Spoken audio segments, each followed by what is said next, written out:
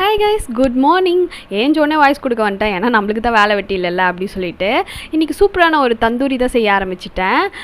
ஒரு மிக்சியில் கொஞ்சமாக ஒரே ஒரு வெங்காயம் போட்டுக்கலாம், அப்புறம் ஆஃப் தக்காளி, ஒரு பச்சை மிளகா, 2 ஸ்பூன் கர்டு, அப்புறம் இஞ்சி பூண்டு பேஸ்ட், லைட்டாக சால்ட், 2 காஞ்ச மிளகா, கொஞ்சமாக சோம்பு, இதெல்லாம் போட்டு நல்லா அரைச்சிக்கலாம். இதெல்லாம் நல்லா பைனாக அரைச்சிட்டு நம்ம இந்த சிக்கன் வச்சுருந்தோம்ல, நான் குட்டி குட்டியாக தான் கட் பண்ணி வச்சுருக்கேன் சிக்கனை, அது அப்படியே போட்டு நல்லா மிக்ஸ் பண்ணிக்கலாம். அது நல்லா மிக்ஸ் ஆன உடனே ஒரு 1 hour ஊற விட்டுருங்க. அப்புறம் நான் கொஞ்சமாக ஆயில் ஊற்றி நல்லா மிக்ஸ் பண்ணிக்கிட்டேன். அப்புறம் க்ரில்லிங் பேனை வச்சு அப்படியே ஒரு சிக்கனாக குழந்த போல் எடுத்து வச்சுட்டேன்.